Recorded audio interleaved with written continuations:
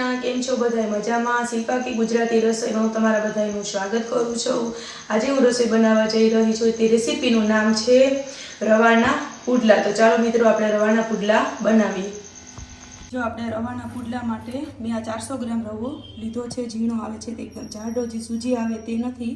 આ ઝીણો રવો લીધો છે અને આપણે બાઉલમાં નાખી હવે આપણે આનો આથો નાખવાનો છે. આપણે આમાં આ મીડિયમ દહીં છે તે 1 ચમચા જેટલો અંદર ઉમેરશું એટલે એકદમ સરસ પોચા થાય. એટલા માટે 1.5 ચમચા જેવું ઉમેર્યું અને આપણે થોડુંક એમાં પાણી ઉમેરશું. હવે આપણે એકદમ સરસ ભેરવી અને બેટર બનાવી દઈએ. આપણે જોઈએ પ્રમાણે એમાં પાણી ઉમેરશું. દહીંથી શું આપણા જે પુડલા છે એકદમ સરસ પોચા અને સરસ એકદમ બને. હવે આપણે બીજું પાણી ઉમેરી દઈએ. જોઈ પ્રમાણે પાણી એડ કરવાનું.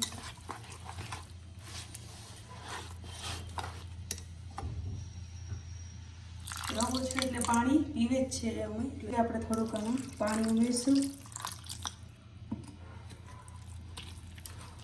એકદમ સરસ આને બેટર બનાવી લેવાનું છે. આમ તો ડાયરેક્ટ પુડલા 15-20 મિનિટમાં આપણે બનાવી શકીએ, પણ આથો નાખીને બનાવીએ એટલે એકદમ સરસ થાય છે. એટલે હું તો આથો નાખીને જ બનાવું છું. હવે આને આપણે કલાક જેટલું ઢાંકીને રાખી દઈશું એટલે એકદમ સરસ આથો આવી જશે. જે આથો નાખ્યો હતો તે હવે આપણે જોઈ લેજો કેટલો ફૂલીને ઉપર આવી ગયો છે. જારી પણ પડી ગઈ છે. આને મેં 1 થી 1.5 કલાક રાખ્યો છે. હવે આપણે હલાવીને જોઈએ.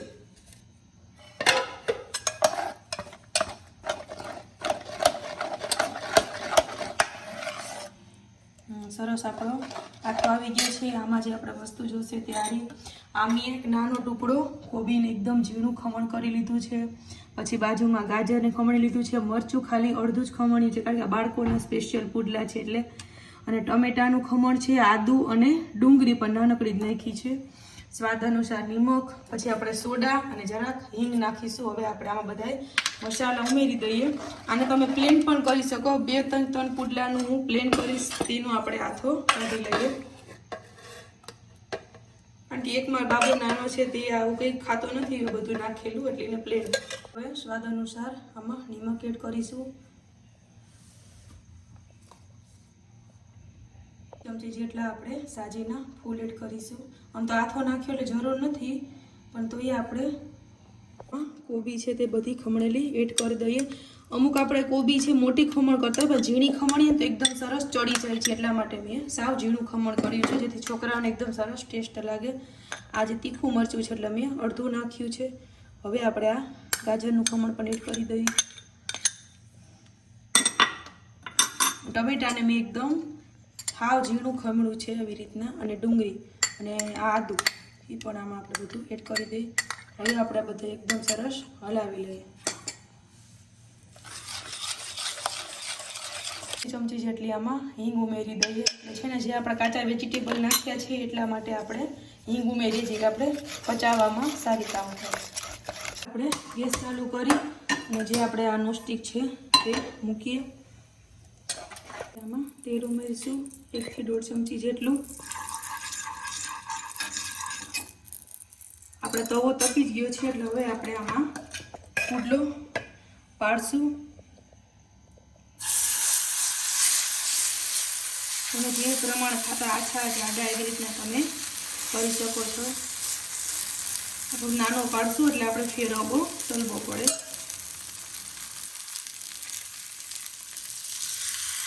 તમે જોઈ શકો ફટાફટ જારી પડી ગઈ છે.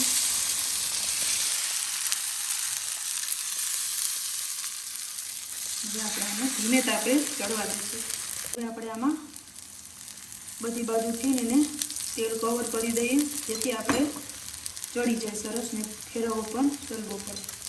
હવે આને 2 થી 3 મિનિટ સુધી ચડવા દઈશું. આપણે 1 થી 1.5 મિનિટ થઈ ગઈ છે. હવે આપણે આને જોઈ લઈએ. આપણે જો તવીથામાં ચોટતો નથી એટલે સરસ ચડી ગયો છે. હવે આપણે આને ફેરવી લીધો છે. હવે આપણે આને પાછું તેલથી કવર કરી લઈએ.